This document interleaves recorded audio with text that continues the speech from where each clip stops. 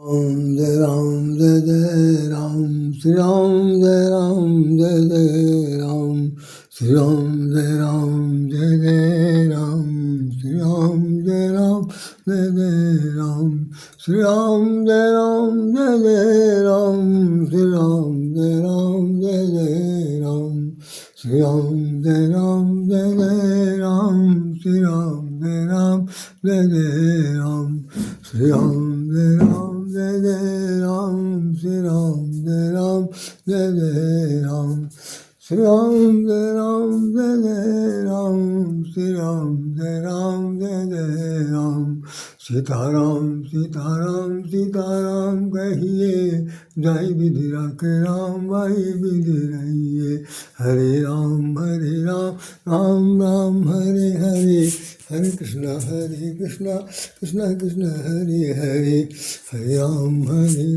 राम राम हरे हरे हरे कृष्णा कृष्णा हरे हरे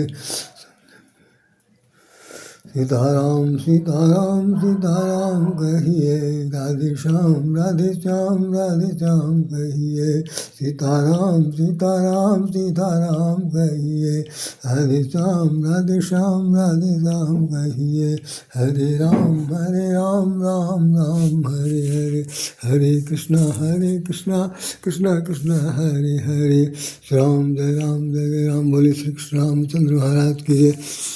आज ये फिर आपके सामने कल का जो प्रसंग पिछले इससे पहले वाला एपिसोड जो चल रहा था उसमें यही दरबार लगा हुआ था भगवान राम लक्ष्मण जान की जय बोलो हनुमान की।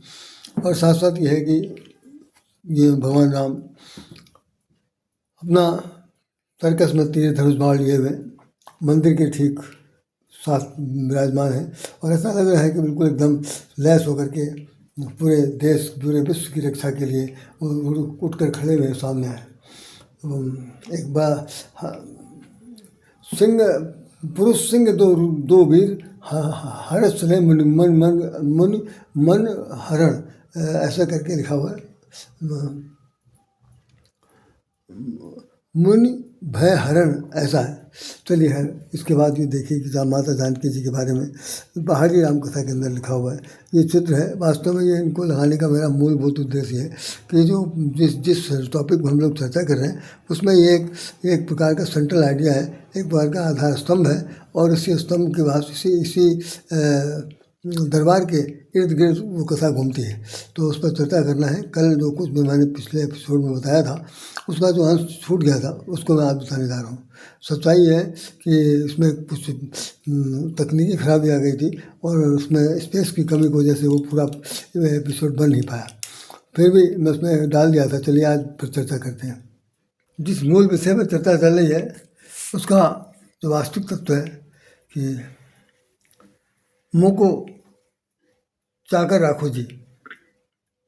ये समझिए इस भाग 2 है। पहला भाग इससे पहले वाले एपिसोड में हो गया कल। ये दूसरा भाग मुँह को चाकू राखो जी कि भगवान से निवेदन किया जा रहा कि हे प्रभु किसी तरह से अगर हो सके तो दुनिया के थपेड़े खाने से अच्छा है कि आप अपने शरण में मुझे ले लिए और अपना चाकर अपना दास बना लीजिए। दास से भी उत्तर हालत है मुझे अपना घर के अंदर अपने महल दुमहल में नौकरी ना दे करके मुझसे चाकरी कराइए। यद्यपि हम लोग बाहर में कभी कभी कहते हैं एक दूसरे से क्या बात भाई नौकरी चाकरी ठीक ठाक चल रही है, नौकरी पैसा ठीक चल रहा है, चाकरी वहाँ पर भी आता है नौकरी चाकरी। तो इसका मतलब नौकरी जो है वो सेवकाई है और चाकरी जो है वो बहुत गई गुजरी स्थिति में होती है। तो नौकरी पैसा ये सब कहते हैं। तो चाकरी को इस्तेमाल किया जाता है। यद्यपि अन्य किसी प्रांत में हो सकता है चाकरी का मतलब यही हो जो लोग समझ रहे हैं, लेकिन मैं जो समझ पाया हूँ साहित्य के अंतर्गत चाकरी उसे ही कहते हैं जहाँ पर कि व्यक्ति विशेष की इतनी अंतरंगता बढ़ जाए और वो जिस घर में चाकरी का काम करना शुरू करे वहाँ पर वो उनके घर का अभिन्न अंग कि उसके बाद दूसरा कोई पात्र ही नहीं हो सकता जो उसके जैसा कोई काम कर सके। खैर तो अभी हमने जो कल उदाहरण लिया था उस बता रहे थे कि भाई मंत्रा का चित्र हमने दिया था और ये भी बताया था। फिर बाली का उदाहरण सामने आया था। कुछ और भी चित्र हमने बताए थे। ये भी हमने कहा था चलिए मैं अभी उस जो जहाँ पर इस एपिसोड को छोड़ा था मैं उसी से शुरू करता हूँ। उसमें ये था कि जिस समय वो व्यक्ति विशेष के पास कभी कभी लोग जाना चाहते हैं, और कबीरदास को हमने वो दोहा सुनाया था कि भाई ऐसा है कि आदमी सोचता ही रह जाता है, बहुत बार सोचता रह जाता है। उसका सोचना जो है कभी कभी बहुत ही इस तरह से होता है कि भाई प्रायश्चित करने की बात रह जाती है। यद्यपि गोस्वामी जी ने लिखा है कि सब दिन एक से नहीं जात, ये बात लिखा, सब समय एक जैसा नहीं जाता है, और इसलिए भगवान के भजन करते रहना चाहिए। पता नहीं कब किसकी आँख मूंद जाए, तो दुख बहुत ज़्यादा होता है उन लोगों को जो जीवित रहते हैं। कि कहते तो थे हमारे पिताजी, बाबा जी फलाने ढमाके, लेकिन वो हो नहीं पाया, और वो मन की बात मन में रह गई। तो मन की बात मन में न रह जाए, इस चीज़ के लिए बहुत से उदाहरण दिए गए हमारे साहित्य जगत में। आप सब लोग उसमें मान करिएगा। तो कबीरदास जी ने कहाँ कल की बात कही थी कि कबीरा काल करे सो आज को, रात करे सो अब, पल में प्रलय होगी, बहुत करेगा कब। तो उसमें यह था कि भाई आपने अगर मन में सोच रखा है और 365 दिन केवल सोचते चले जा रहे हैं, एक साल बदल गया, दूसरा साल बदल गया, महीना, तारीख, दिन सब बदलते चलते हैं, केवल आपका ही सोचते रह जाते हैं कि हम उनसे नहीं मिल पाए, तो वो न मिलने से एक कारण बन जाए कि भाई आदमी का अस्तित्व कब कहाँ मिट जाए तो कुछ नहीं हो सकता। उन्होंने कहा कि काल गहे कर केस, जो काल है, मौत है, वो तुम्हारे बालों को ऐसे पकड़ रखा, और गर्व न कीजिए। तुमको गर्व, अभिमान, घमंड नहीं करने की जरूरत है कि सब दिन 100 नहीं जात, हमेशा जवानी नहीं रहेगी, हमेशा कुंवारापन नहीं रहेगा, हमेशा आपके शरीर की जो ताकत है ना, वो बाहुबली नहीं रहेगी, निर्बली बन जाएगी। स्थिति ऐसी आ सकती है कि आप किसी भी काम के लायक न रह जाए, सब कुछ हो सकता है। तो इसलिए वो कह रहे हैं कि जब तक शक सामर्थ काम कर रहा है, धन आपका 10 इंद्रियाँ काम कर रही हैं, तो मेहरबानी से जहाँ जिससे मिलना चाहते हैं, चाहे वो छोटा हो चाहे बड़ा हो, स्वजन हो, परिजन हो, मित्र हो, इष्ट मित्र हो, कोई और भी जो हो, जिसके साथ जैसा आपका रहता है, उससे अगर मिलना आप उचित समझते हैं तो ज़्यादा समय मत सोचने में बताइए, आप तत्काल जाइए। काल करे सो आज करे सो अब, प्रलय होगी, बहुत करेगा। तो प्रलय में पल भर में प्रलय आ जाएगा, तो आप कब करेंगे, नहीं कर सकते। मुझे इस संबंध में एक उदाहरण बताता हूँ आपको। मेरे साथ तो बहुत बार गुजरा, बहुत घटनाएं घटी कि मैं बराबर सोचता रह गया। कुछ तो मेरी एक समस्या आपको बता दूँ, अन्यथा न लीजिएगा, कि मेरी एक आर्थिक समस्या है कि मैं आत्मनिर्भर नहीं हूँ। आत्मनिर्भर न होने के कारण पैसे की बड़ी तंगी रहती है। जो कुछ भी खुराक खाना खर्चा चलता है वो बच्चों की कृपा दृष्टि से चलता है, और भगवान की जो महती कृपा। तो मैं बाहरी खर्चे करने में बहुत बार हार जाता हूँ, डिफीटेड हार जाता हूँ कि भाई कहाँ से पैसा लाए, कैसे जाए, बच्चों पर बोझ बढ़ना ठीक नहीं। तो सोचते रह जाता है, अच्छा आपकी बार महीने में देखेंगे, नहीं हुआ। ऐसे कई लोग मेरे जीवन में गुजरे जो मेरे बहुत ही परम मित्र थे, बहुत ही परम प्रिय थे। मैं किसी को बड़ा भाई कहता था, किसी को अपना पूज्य मानता था, और वो भाई थे समय में आए तो नहीं रहे। एक हमारे मित्र थे, बहुत ही एक ही लाइन बता दे रहे हैं, उदाहरण तो बहुत से हैं, एक उदाहरण बता दे रहे हैं। हाई कोर्ट के पास मैं हमारे एक मित्र क्लास फेलो थे, वो वकालत करते थे। कभी कभी मैं उनके पास मिलने चला जाता था, तो बातचीत होती थी, तो धार्मिक वही बातचीत होती, इधर उधर के नहीं आते। तो वो अपना पोथी पत्रा बांध रहे हैं, मेरे साथ उनकी सब चर्चा हो रही, मेरे मगन सुन रहे हैं। उनके ठीक बगल में एक और भी तख्त लगा था, जिस पर एक वकील साहब बैठते थे, वकील के दूसरे साथी बैठते थे। तो जब जाते थे तो घंटों बात होती, वो बात तो हो रही है हमारे मित्र से, लेकिन सुनते बड़े गौर से थे। तो उनके साथ आके 2-4 लोग और बढ़ जाते थे। तो हुआ क्या कि ये क्रम काफ़ी दिन तक चला, और एक आध बार ऐसा हुआ कि सालों गुजर गए, मैं अपने मित्र से मिलने नहीं गया।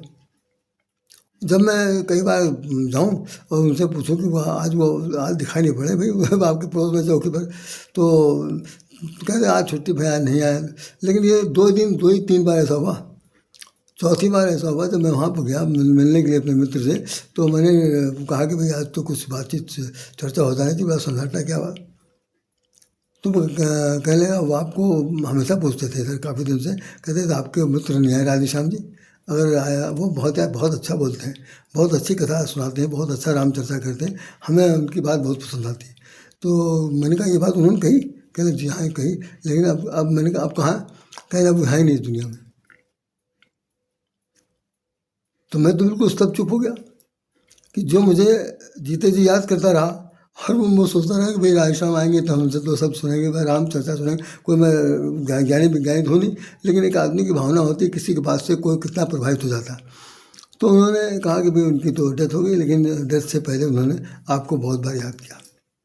वही घटना मुझे याद रही कि भाई यही स्तुति एक आध बार और हुई जिसमें मैं कुछ कह नहीं पाया, हाथ मलते रह गया। तो मैं कहना चाहता हूँ ये घटना मेरे साथ नहीं, बहुतों के साथ होती है। जो लोग इमोशनल होते हैं या जो लोग थोड़ा बहुत संलग्न होते हैं, उन्हें सब चीज़ सोचना चाहिए। तो तब तक आखिरी चाकरी तो चलती रहेगी, लेकिन ये चाकरी बहुत बड़ी है। इसके अंदर मन, कहना चाहिए बिल्कुल मन वास हो जाता, धुल जाता जब कभी इस तरह की बातचीत होती है। खैर, अब मैं उस चाकरी को बात बता। ऐसा जो चाकरी शब्द जो है ये गुजरात की भाषा में ज़्यादा महे चाकर राखो जी, माहे चाकर राखो जी। मोको ब्रज भाषा में मोको चाकर राखो जी, गुजराती भाषा में माहे चाको राखो जी। ऐसे कई एक और गाने के साथ ही पूरा भजन है लिखा हुआ। मंथरा स्वयं कह रही है, क्योंकि हमने मंथरा शुरू किया था, उस मंथरा को उसमें हम जुड़े गए हैं। मंथरा ने जिस भक्त कैकेयी को समझाना शुरू किया, चूँकि लिखा हो ना कि एक मंथरा मंदमती चेरी कैकेयी के अजर अजस पिटारी दई गई गिरामत फेर, कि वो एक ही महिला थी जो कम से कम उस पूरे अयोध्या नगरी में जिसकी मंद बुद्धि थी। और हमने ये भी बताया था कि मंद बुद्धि केवल इसलिए थी कि लोग बाग उससे चाकरी समझ करके ज़्यादा छोड़ देते थे। सच ये था कि बहुत पढ़ी लिखी थी। और हमारे एक महानतम संत महात्मा गुजरे हैं जिनकी मैंने कथा सुनी, वो कहते थे कि वो LLB थी, विधि कहना चाहिए, अरे विधि, उसको एक शब्द है विधिक, विध में मतलब कानून में वो पारंगत थी।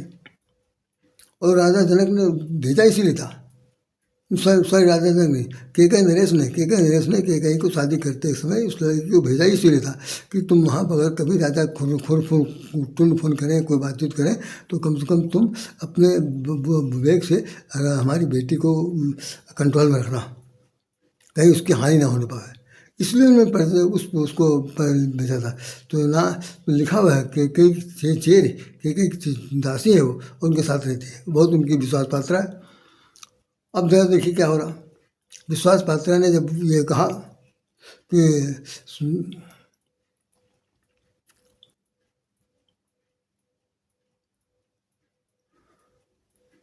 सहज सेज तुराई और न लखऊ न नप केर चतुराई, ऐसे शब्द आया हुआ कि तुमको तो अपना तोषक गद्दे पसंद है, आया अपना सोए खाए रहे मस्त हो, तुमको भू राजा दशरथ की चतुराई का कोई जानकारी नहीं है, ऐसा होना, ऐसा होने जा रहा है, ऐसा होना।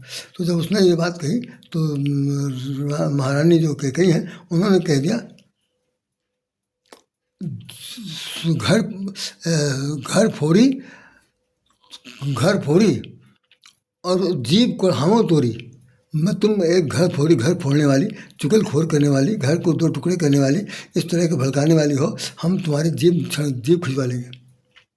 बस यहीं पर कैकेयी की जो दासी है उसने जो कहा वो सुन लीजिए।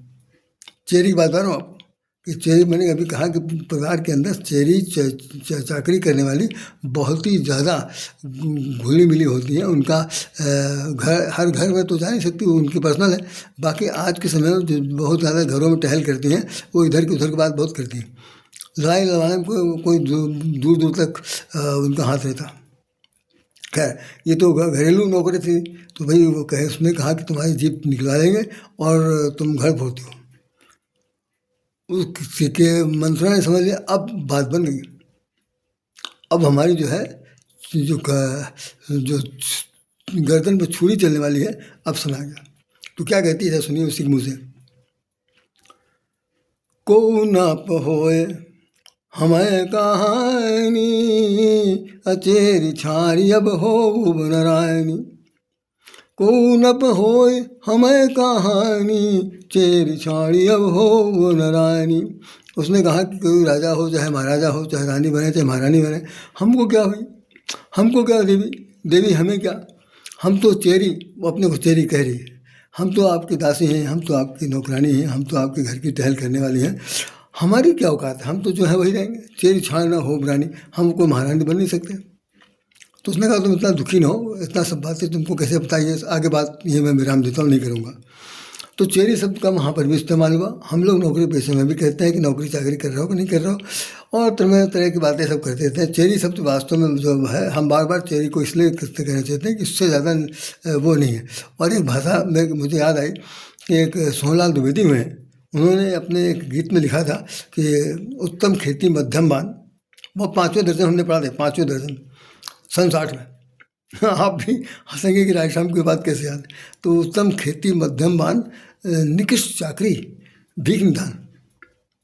मुझे याद है कि कह रहे कि सबसे ज़्यादा अगर कोई चीज़ है तो उत्तम खेती, अपना अपना काम, अपना खेती, बोझ और सबके अन्नदाता देवता सबको बन के रह सकते हो, उत्तम खेती। मध्यम बान, मध्यम बान मैंने व्यापार, मध्य श्रेणी का जो काम होता है वो व्यापार है। व्यापार में बड़ी खास बात होती है, भाई क्षमा करना, व्यापारी जितने लोग मैं सुन रहे हो सुन ले, व्यापार में सबसे बड़ी बेईमानी होती है। कोई भी माइकला व्यापार किसी प्रकार का हो, छोटा हो चाहे बड़ा हो, मध्यम हो, जिस तरह का हो, उसके अंदर बेईमानी के बिना काम ही नहीं बनता, काम ही नहीं बनता। दुगुना चौगुना 8 गुना 10 गुना, लाख 2 लाख कितना फर्जी किया जा सकता है, वो सब हो सकता है। गीता के अंदर 18वें अध्याय में 40 से लेकर 44 के बीच में कोई भी बंदा अगर पढ़ना चाहे तो पढ़ के देख सकता है। भगवान श्री कृष्ण ने इन चारों वर्ण के लोगों को जो काम का बताया है, उस काम के अगर कोई एक एक अक्षर उसको पढ़ना चाहे तो भाई साहब इस धरती के अंदर ना स्वर्ग उतर आएगा। लेकिन कोई पढ़ेगा नहीं, समझेगा नहीं, अर्थ नहीं समझना चाहता। नंबर बता दिया, श्लोक संख्या 40 से 44 तक, 18 अध्याय नंबर 18, आखिरी अध्याय। तो मध्यम बान जो व्यापार है, और सबसे निकृष्ट चाकरी, सबसे सबसे सबसे नीचा किस्म का जो काम है तो चाकरी करना। मजबूरी है, अगर कोई चाकरी नहीं करेगा तो पेट कैसे भरेगा। कोई सोर्स नहीं, जिसका उनका गॉड फादर नहीं, कुछ नहीं कर सकता, तो आखिर में कुछ तो करेगा ही पेट पालने के लिए। तो चाकरी शब्द वहाँ पर इस्तेमाल होता है। हम बहुत से लोग, मैं जानता हूँ परिवार में, जब हम लोग बहुत छोटे छोटे थे तो घरों में जो काम करने के लिए आती थी महिलाएँ, वो उस वक्त भी चलन था, लेकिन तब उस वक्त उतना पैसा था, उतने काम था, उतना स्टैंडर्ड था, तो उनको भी शहर करना कहा जाता था। चाकरी शब्द का इस्तेमाल होता। कौन कोई नौकरी पेशा, कोई नौकरी चाकरी है नहीं, क्या करे भैया, बिल्कुल मारी फिरे थे। तो 4 घर में टहल कर ली थे, औरतें कहती। उसमें कई बार सफल वर्ग के ही लोग भी टहल करते पाए गए, गरीबी का वो मंजर हमने देखा। सबल निम्न जात की, दलित की तो बात ही छोड़ दीजिए, कभी कभी दलित के घर में ही सबल वर्ग के लोग काम करते पाए जाते थे। ये सब भाग्य की बात होती है, इसका कोई कहने सुनने की बात नहीं, ना कोई इसका पैमाना है। अब क्या है, चाकरी शब्द को हम वहाँ पर ला रहे हैं जहाँ मुझे विराम देना है। अभी उसमें पहले वाले में बताया था कि रामचंद्र जी ने जब सबको भेज दिया, राजा धीराज बनने के बाद सबको विदाई दे दी कि भाई सुग्रीव चले गए, विभीषण चले गए, आपके वो केवटराज निषाद चले गए, क्या नाम, जामवंत भी गए। अब सिर्फ शेष 2 बचे हैं। एक तो हनुमान जी बचे हुए, दूसरा अंगद बचा हुआ, और अंगद जाना नहीं चाहता। जब सब लोग उठा भगवान कह रहे थे कि भाई अब आप भी जाइए, अब भी जाइए, ऐसा नहीं कि भगा रहे थे ना, बहुत ही प्यार से, बहुत ही दुलार से, बहुत ही सिर पर हाथ रखते हुए आश्वासन देते सबको कह रहे थे। तो उसकी तरफ जो खड़ा किया गया कि भाई अंगद बेटा आओ, चलो तुम भी जाओ भाई, अब तुमको तुम्हारा भी समय आ गया। तो वो क्या कहता है, जो कल बाली ने कहा था, आपको मैं फिर से इसमें रिपीट कर दूँ। बाली ने कहा था, मम सम विनय कल्याण प्रभु पद कीजिए, मम सम विनय बल कल्याण प्रभु कीजिए, गई बाह नर दास अंगद कीजिए। महाराज, हम तो जो पापी निकले, जैसे भी निकले, हम अपने किए का पछतावा है, मैंने अपने गिले गलती रिलाइज कर ली, अब हमें चलने दीजिए, हमारी आपसे एक प्रार्थना है, स्वीकार कर लीजिए। तो भगवान ने कहा बताओ, बिल्कुल बताओ। तो कह रहा है कि मम सम विनय बल, मेरे ही समान विनयशील। विनय बाली इतना ख़राब नहीं था जितना ज़्यादा उसका चरित्र को दिखाया। चरित्र तो एक किसी घमंड अभिमान में कभी कभी त्रुटि हो जाती है, इसमें कोई ये भी दो राय नहीं। तो खैर साहब जो हुआ उसने महसूस किया और मरना भी स्वीकार कर लिया। तो कह रहा है कि मेरे समान ये बलवान है, मेरे समान विनयी है, मेरे समान ये सद्बुद्धि वाला है। मम सम विनय बल कल्याण प्रभु पद कीजिए, इसके ऊपर कल्याण कीजिए। और गही बाह शरण नर नाह दास अंगत कीजिए। इसका हाथ पकड़ लीजिए, इसकी भुजाएं पकड़ लीजिए और अपना दास बना लीजिए। गही बाह नर नाह दास अंगत कीजिए, आप अंगत बना लीजिए। आज अंगद जो है कह रहा राम के दरबार में